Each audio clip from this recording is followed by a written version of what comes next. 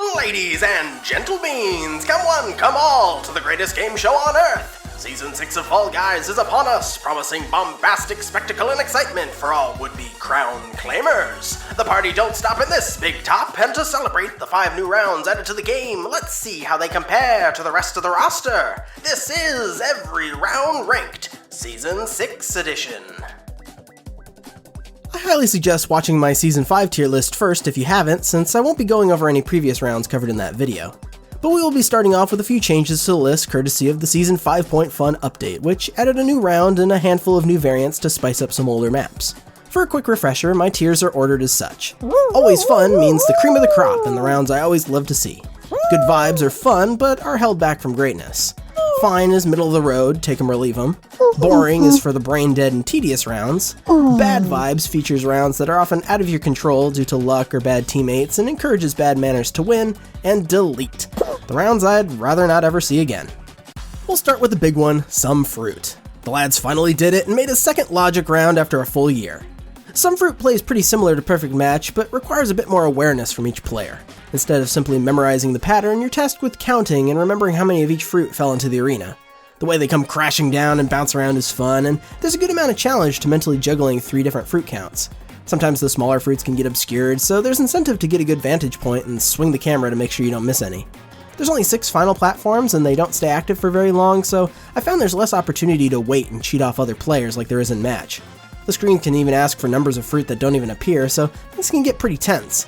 My one issue as an uncultured American is that I'm less familiar with kiwis, dragon fruit, and what's this, a durian or something?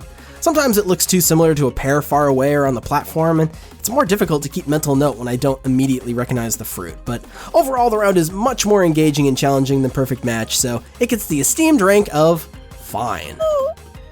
The biggest glow-up from the new variants is Block Party, a round that I would retroactively mark as boring due to the overly simple and predictable wall patterns as well as how long the round lasts.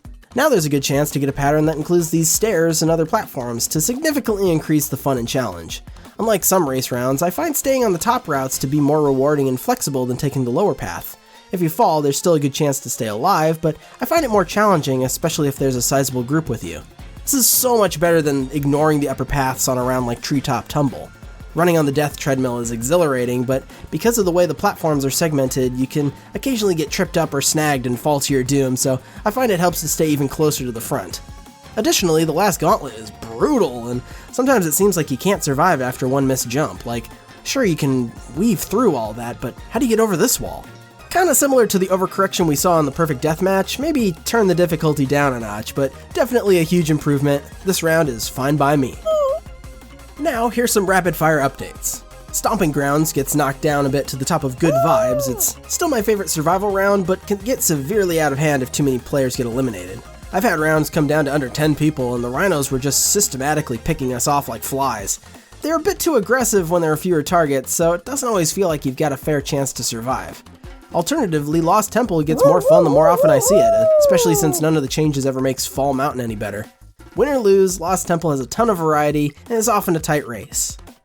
I don't know what I was thinking putting Jinxed in Bad Vibes. It's clearly bottom tier trash. Delete. I don't know, maybe I was a bit harsh on Basketball. It's really not. Actually, fuck that. You're still deleted. Of all the other variants, DoorDash, Slime Climb, Fall Mountain, Treetop Tumble, Lily Leapers, none of them really improved my experience, especially because just adding a low gravity area doesn't add anything to the pace or difficulty of any of these rounds. Usually it just makes boring rounds easier. Gate Crash is the only one that adds enough hazards to actually feel a bit more chaotic and fun to navigate. The wall patterns are still virtually the same, so the path doesn't change, but I appreciate the effort. Still not enough to bring it out of the fine category, but it moved up a few slots. More like this, please. But with all that out of the way, we can get on to the exciting part, the brand new Season 6 rounds. Starting off, we've got the new poster round, Party Promenade, and it definitely lives up to its name. This race feels like running through a crowded Mardi Gras parade, complete with balloons and acrobatics and pneumatic tubes. What parades have you been going to? The opening mad dash is as fun as squeezing into a crowded subway, but the payoff of getting shot into the giant funnel more than makes up for it. This is my favorite thing to do in the whole season so far, and trying to aim for the yellow shortcut tubes is advantageous, but not overly so. The water balloons are a solid addition as well. just random enough and not too punishing if you get hit. The new trapezes are pretty intuitive and fun to launch off of if you're lucky or patient enough to get a grip on one. I find that almost every route seems viable and the theming is nice, but it doesn't wow me as much as Season 5's decorations. It feels like a slight twist on the default Fall Guys look, and the waiting around to get into pipes or onto the trapeze holds this race back from being a new favorite. Season 6's other prominent new gimmick are these yellow point zones like we see in Airtime. Similar to holding the Penguin in Penguin Pool Party, simply staying in the yellow light will earn points, and the first players to reach 100 qualify. I really enjoy the concept. First of all, earning points and high scores fits in thematically with the Carnival game's aesthetic, and secondly, unlike fighting over penguins, it's up to each player's own platforming skills to succeed. That said, the obstacle variety is a bit uneven, and I foresee players inevitably fighting over the best spots. I appreciate the rotating fans and trapeze kicking you off to force players to keep moving, but some areas are still too easy to exploit. The big spinner is obviously easier to stand on than navigating the bounce pads or the rotating totem pole, and simply jumping off the trapeze can be enough to bypass the grip strength timer.